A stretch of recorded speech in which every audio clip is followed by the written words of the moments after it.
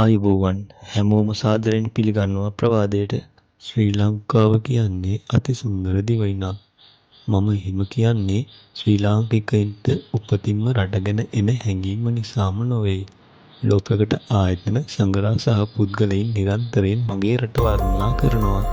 ලොබ විශාලතම සහ ජනප්‍රියම සංචාරක මාර්ගෝපදේශක ආයතනයක් වන ලෝන්ලි ප්ලැනට් විසින් ශ්‍රී ලංකාව සංචාරය කිරීමට සුදුසු රටක් ලෙස 2019 වසරේදී අංක 1ට නම් කරනවා.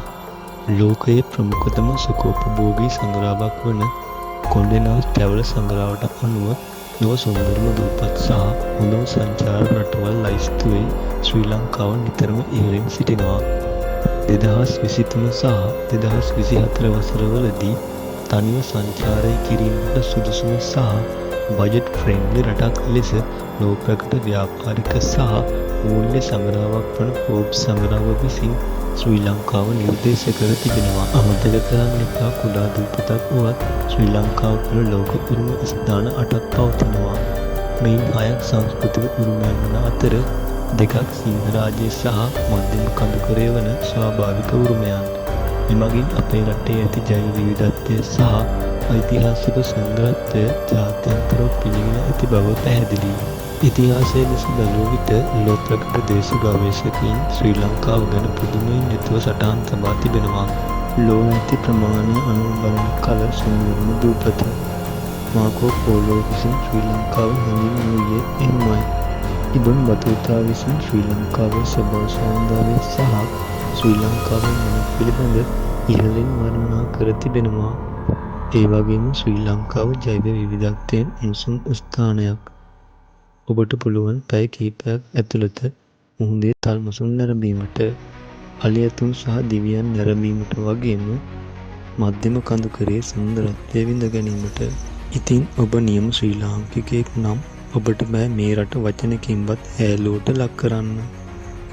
හරි, අපි යමු අපේ කතාවට. රැඳී සිටින්න ප්‍රවාදය සමගින්.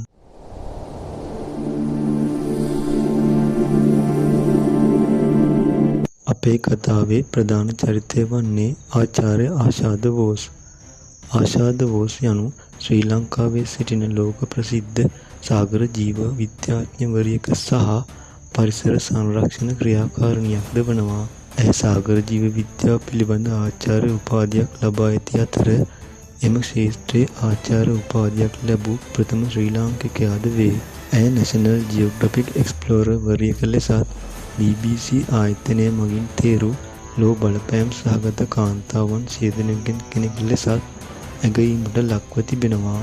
ඇයගේ ප්‍රධාන අරමුණ වන්නේ සාගරයේ සුරැකීම පිළිබඳ ජනතාව දැනුවත් කිරීම සහ ශ්‍රී ලංකාව වැනි දූපත් රාජ්‍යයන් සතු සාගර සම්පත ආරක්ෂා කර ගැනීමයි.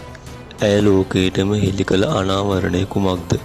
ලෝකයේ ඕනෑම සාගරයක වෙසෙන නිල් තල්මසුන් කියන්නේ කාලයෙන් කාලයට ආහාර හොයාගන්නත් පැටව බිහි කරන්නත් සැතවුම් දහස් ගණන් දුර සංක්‍රමණය වන සත්ව කොට්ටාශයක්. ඒත් ආචාර්ය ආෂාද බෝස් මුළු විද්‍යා ලෝකයම මවිත කරවමින් ශ්‍රී ලංකාවෙන් සුවිශේෂී රහසක් අනාවරණය කරගන්නවා. ඇය සොයාගන්නවා ශ්‍රී ලංකාව අවට ඉන්න නිල් තල්මසුන් ලෝකයේ අනිත් තැන්වල ඉන්න තල්මසුන් වගේ සංක්‍රමණය වන්නේ නෑ කියලා. ඔවුන් වසර පුරාම රැඳී සිටින්නේ අපේ ශ්‍රී ලංකා මුහුද තීරයේමයි. මේ කොයිතරම් වැදගත් සොයා ගැනීමක්ද කිව්වොත් ලෝකයේ නිල් තල්මසුන් අතරින් වෙනම සංස්කෘතියක් සහ හැසිරීම් රටාවක් තියෙන ශ්‍රී ලංකා නිල් තල්මසුන් කොට්ටාශයක් ඉන්න බව අනාවරණය වුණා. නමුත් ඇයගේ පර්යේෂණ එතනින් නතර වුණේ නැහැ. ඇය වේල් පම්ප්, එසේ නැත්නම් තල්මස් පොම්පය කියන අපූර්ව ක්‍රියාවලිය ලෝකයට පැහැදිලි කරලා දුන්නා. තල්මසුන් සාගරයේ ගැඹුරු ස්තරවලින් ආහාරගෙන මතුපිටට පැමිණ මල පහ කරනවා.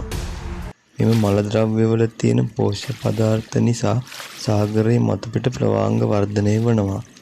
මේ කුඩා ප්‍රවාහංග තමයි අපේ වායුගෝලයේ තියෙන කාබන් ඩයොක්සයිඩ් උරාගෙන ඔක්සිජන් විශාල ප්‍රමාණයක් නිපදවන්නේ.